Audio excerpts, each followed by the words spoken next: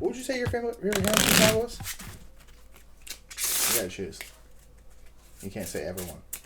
Well, that's the correct answer. Satisfied. Is that your favorite? Satisfied or Wait for It. And the fact that those come together, it's one piece. It's not one piece. If you want to argue that Helpless and Satisfied with one piece, I'd give you that. But you can't argue that Wait for It and Satisfied with one piece. Wait for it then, because it's Aaron Burr's theme. It's where he gets to the heart of his character. That's fair. That's fair. High card deals. Huh? That's not gonna be 7, get him. Alrighty.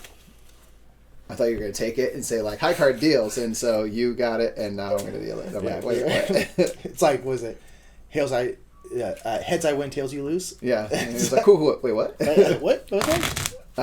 So what's up, man? What do you want to talk about? You have a topic today. Yeah, we did. So we talked about talking about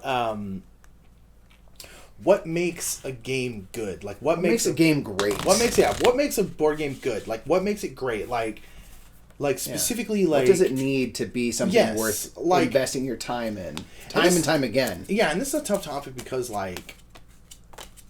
it's subjective, of course. Cubes, exactly. Cubes make your game great. One, it's subjective. Two, it's like everything else. There's always exceptions, right? Of course. There's like tons and tons and tons. That's what makes gaming great. That is literally the thing that's amazing. Is any rule that you could have can absolutely be broken. Yeah. I would say there's definitely a few things that, like, if a game is going to have staying power for me, it's going to have, it's going to stick around in our collection for a while. There has to be the main thing above all else. There has to be room to discover. 6. There has to be room to explore. What do you mean? 16. Like within the game? Yes, I don't want... 22. We had 21?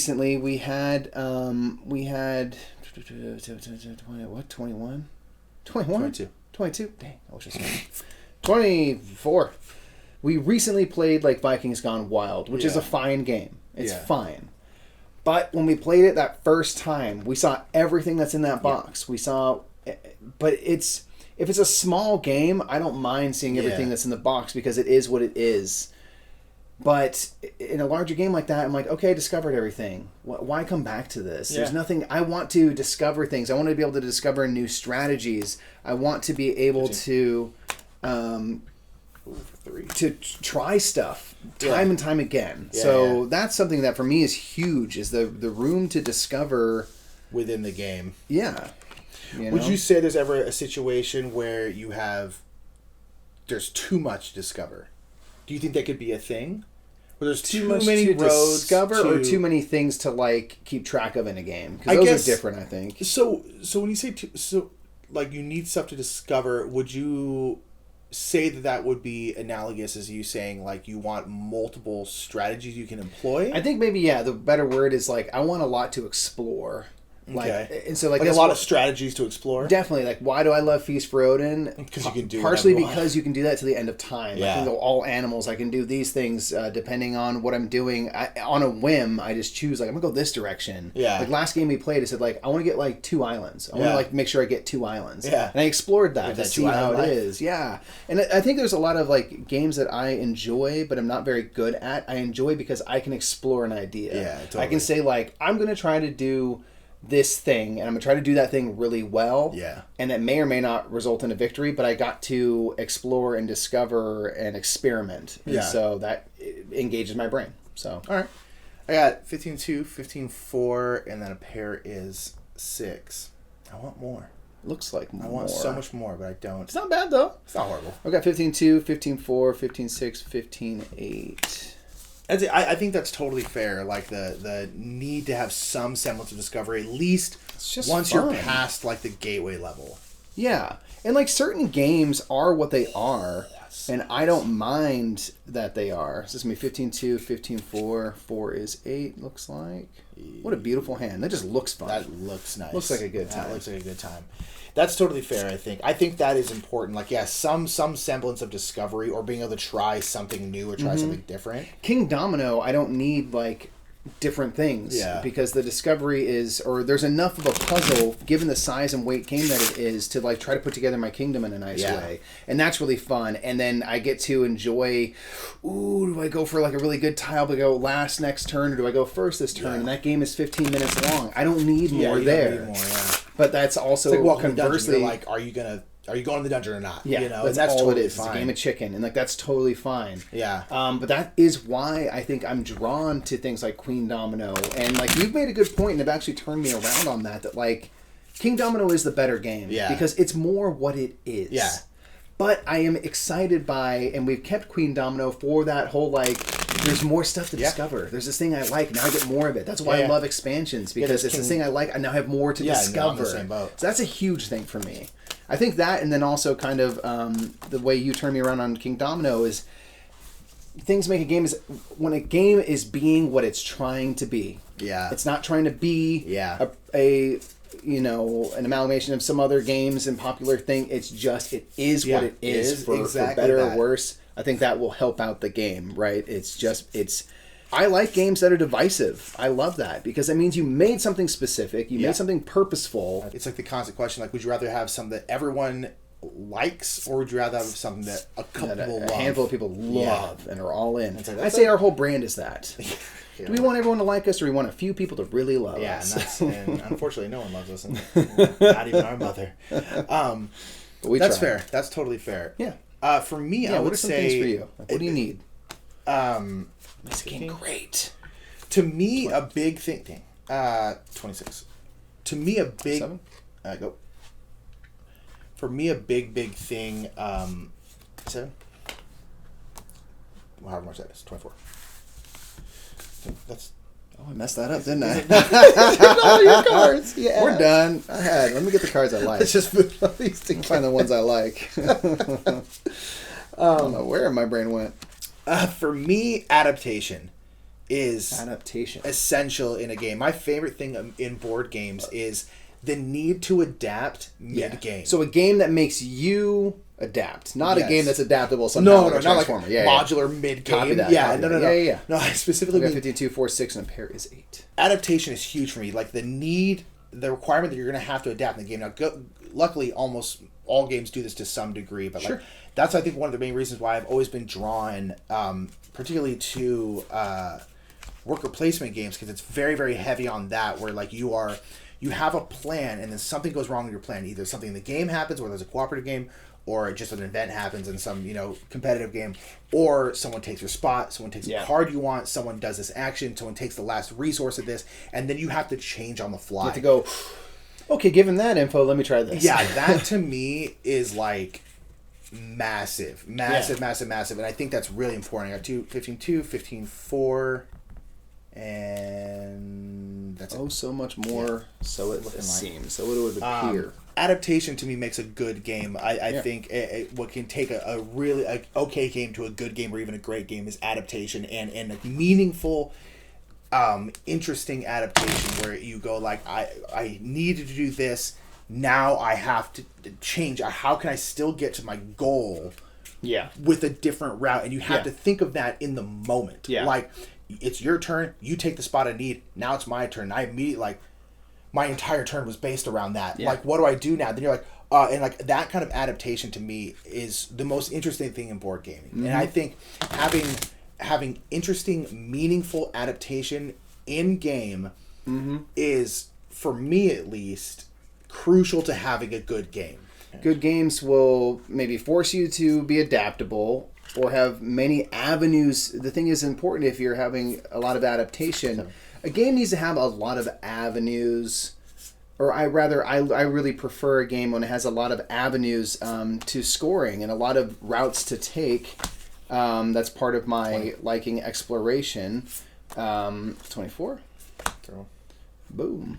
I think it's part of what makes like Castles of Burgundy great. Is like there's a billion things you can do. They all get you points. Yeah. And which route do you want to go? And and so if you are being forced to be adaptable because someone takes your tiles or whatever, and you're not stuck now immediately. And that's, I think, a brilliant part of a game is something that you still have a way to. There's still a path. You have to find it. Yeah. I don't want it to be necessarily super easy. Exactly. But there is a path. And that's the thing is, again, my goal is here. I'm here walking towards it. There's so many different paths, and I'm constantly like, boom, turns out there's a tree blocking this path. Okay, cool. Go over here. Boom, turns out there's a rock blocking this one. Okay, boom, going this way. And that's the discovery. Like, I like seeing the twists and turns in the road, and like, let me figure this out. And I'm not good at it, but I really enjoy it. Yeah, and Castle Burgundy is a great example for that, because it's like, someone could take your tiles. You could not roll what you need. You can. It's like this is constant. Like, okay, how do I make this work? Yeah. How do I make that game is all about mitigation of the circumstance. Yeah, my whole kind of point with this one can be boiled down to how do I make this work? Mm-hmm. Like I love that in board games. Yeah. I think a game that does that engages the brain. Yeah, that's puzzle. What makes a great game. Yeah, that's I agree. One of the things, of course. I love that. You know, in like pandemic, you're constantly dealing with what just happened, what areas are the hot spots, who has what cards. You're constantly adapting, and that's even more fun in a co-op experience where now we can freely discuss what should we do. Yeah, I got 3 7s. Was hoping for an 8 or anything would have been great, but 3 7s. Okay, so 6. I've got 15-2, 15-4, and a double 4-card run is 14. Damn. If I had a 6, I'd be in business. Just based off of that, I think that a lot of that can boil down to meaningful decisions. Big time. I think that's what we as a whole hobby need. There is again exceptions to that rule, and there's fun to be had with Quacks of Quedlinburg where there's sort of meaningful decisions like choosing what chits to get, and then from there it's just what happens. And that's fun because that's what it's trying to be. Yeah, there's meaningful right? decisions in terms of like when to stop and stuff like that. But yeah, it's like exactly. And even that has some meaningful decisions, like you said. I just really appreciate that straight away. You know that like what you're doing matters. Yeah. Like there's not many throwaway turns. Yeah. You could be building towards something. Yeah. Everything is meaningful, and like a game like Teotihuacan is great because you have all these dice, but guess what? You don't roll those dice. No, yeah. You're choosing what to do with those dice, where to move stuff, when. Do you keep everything spread out to have a little bit of everything? Do you move all your dice onto one action to get a really good version of that action? Yeah. How do you time up everything aging out and stuff? There's a lot of decisions to make in that game. Meaningful decisions is I think probably the biggest key. Yeah, and that's you can have something that looks great, that's splashy and beautiful, that has the right theme, that has the right components and stuff. And if it's a roll and move game, it's still not going to be good. One, and this is I will go to my grave for this one. Defending it, but art. Yep. Now again, there are exceptions to the rule. As I said earlier, I think Castle Burgundy is an ugly game. Cubes are artistic. Yeah. Cubism is an art movement. Yeah. I think art matters. 15 to 20. Big time. Third. Which I know will be a go. If it isn't, then you was lying earlier. Art matters. I think art makes a game. Now, granted, I want to make this clear. There are great games that do not have great art. Yes, there are great games that don't have great art. And just because a game has great art doesn't mean the game is good. No. But I think it's hard for a game, in my opinion, especially nowadays, for me to really like that has bad art. And now I mean bad art. There are a lot of games that have like very like standard Euro-y art, like something like Caverna or like Crown of Amara, like the Dennis Lohaus. Those games are being what they're trying to be. Yeah, and I'm like, that's fine. It's things like Carpe Diem. Yeah. Like Carpe Diem, I don't think is a great game. I think it's a good game. I think what keeps it from being a great game is because it looks so bad. So I'd say equally as important, or maybe even slightly more important than great poppy art or something, is production design. Like graphic design? Yes. Has to be top notch. Now you're talking about production in terms of like the bits, or are you talking about like the graphic design? Because those are two different things. Sorry. Both, but graphic design. Yes. I think because Carpe Diem is held back not by the art. There's not much art, but like it's the colors and the things they chose. It makes it harder to play. I think graphic design is most important. Art is right here. I think they kind of and then production hand, quality. But I do think you're right. I do think graphic design is more important. Important. Because you have something that's beautiful, but you don't understand it. Different. Yeah, it doesn't help. Yeah, and there are games where I'm like, there's too much stuff going on. There's too much art here. It's too confusing. It has to still make sense. Yeah, I think art, graphic design matter. I think they make there are certain games that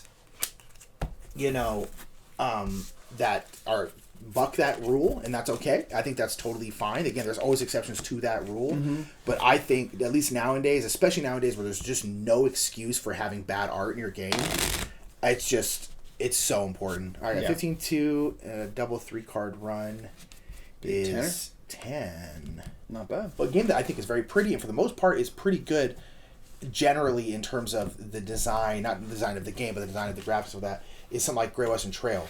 But like the graphic design of like the things in red being Like the minus 2 means it costs more money, and you're like, that doesn't. It's just like it's such discount. a small graphic design decision that like we so played that bad. game probably a dozen or more times, and I still get confused every time. Like, wait, is this a discount or is this a like the color is back? And it's just like, man, that's such a small graphic somehow design we messed decision. that up, but I don't think we did. But that, yeah, I'm like, it's like this. The idea is like they're thing. saying like, and I can see how you make things like, oh, you're saying no, you're going to lose 2 coins. You're like, yeah, but like that's not how does if you look at any receipt of anything you ever buy and there's a discount, how is it displayed? Minus this amount. Yeah. Here's your total. Yeah. You know, and it's not you're getting this back. Yeah, exactly. Like, that's one where it's just like major misstep. That makes the game harder to play. Yeah. So we've got so far. It needs to be a game that forces you to adapt and think. Yeah. Have meaningful decisions, room to explore, and great graphic design and art. Yeah. I think all those things a great game do make. If you have all those things, you're going to have a good game. Whether or not it's everybody's game, it's going to be a good game. It will be a solid game. And I think all of the best games have elements of all of those things. They might not lean... No one's going to give Castle Burgundy an art award. Yeah. I think that game is trying to be what it is. Yeah. And it's all about the mechanisms, lots of avenues of scoring, mitigation of those dice and everything. It's a brilliantly constructed game. And you can have a fantastic game even if it doesn't look perfect. I'll say, it's kind of against the topic, but I'm going to say, you know what I don't think makes a great game or a great game needs to have? Something new. No. I think you can make an amazing game that does a whole bunch of stuff that's already been done before. Yeah. There's a constant thing in this hobby where people are like, "What's new? What's new? What game does this? When's the last time? What does this need? When's the last time they changed steak? Yeah, steak is steak. Steak. It's great. You know what it's about? Execution. Yeah, execution. Great cooking. That's what turned me on to that idea. Great cooking is not about creating some new ingredient out of a new animal. You don't need to about make execution. I don't need a disassembled ravioli. Just give me a great ravioli. Yeah, you know, it's true. Like that. This game brings nothing new. I hate that concept. Just do it really well. That's totally fine. Like I think if you execute, I don't it will think be good. A great game needs to have anything new. I think it can have everything that's been done before. It just does it really, really well. If it does it better than everything else, then now it's elevated. So you know you have to have something. But yeah, I'm so with you on that, man. That's pretty much what makes games great to me. Or then I go. Yeah, that's. I think, as you said, there's nothing that guarantees success, nothing that guarantees failure, nothing. There's exceptions to every rule. Yeah, of course. But in general, I think a lot of folks in the hobby, will speak for ourselves anyway, want meaningful decisions. Yeah. Want to be able to have replayability in their games. Replayability, I'd say that would be one. And that for me is like what I think I was maybe getting at with the exploration bit. If there's more to explore, there's more reason to play. See, and that's why I didn't say it either, because I'm like, again, like meaningful decisions, adaptation were the two I brought. I was like, that means there's going to be replayability. Yes. You know, and that so to me, it's like replayability on its own is a little too vague. It's like whereas like so many other things that you could bring up are going to make it. Replayable. They all lend themselves to, and that's ultimately what the idea is. If a game is great, it's going to be a game that's going to stick around for a while and have that replayability that's been gifted by all these other things. Yeah. So yeah, that is I guess what makes games great to us. I think so. Huh. I like games. They're great. I'm winning, by the way. You are. Bam. And you have a crit. Thank you so much for watching that video. Down in the comments below, please let us know what you think makes games great. Why do you love games? What makes a game lovable? Yeah, what makes it tick for you? If you want to watch the last 2 Cribbage chats, they will be right over there. And so you should probably subscribe and share. I think you should, because aren't we just being so wonderfully listenable right now and so like calm chill and stuff? And that'd be a great subscribe thing. now before you see our high energy stuff, because that might put you off. But then you'll already be subscribed. And share this relaxing, Yeah, just play some cribbage and subscribe.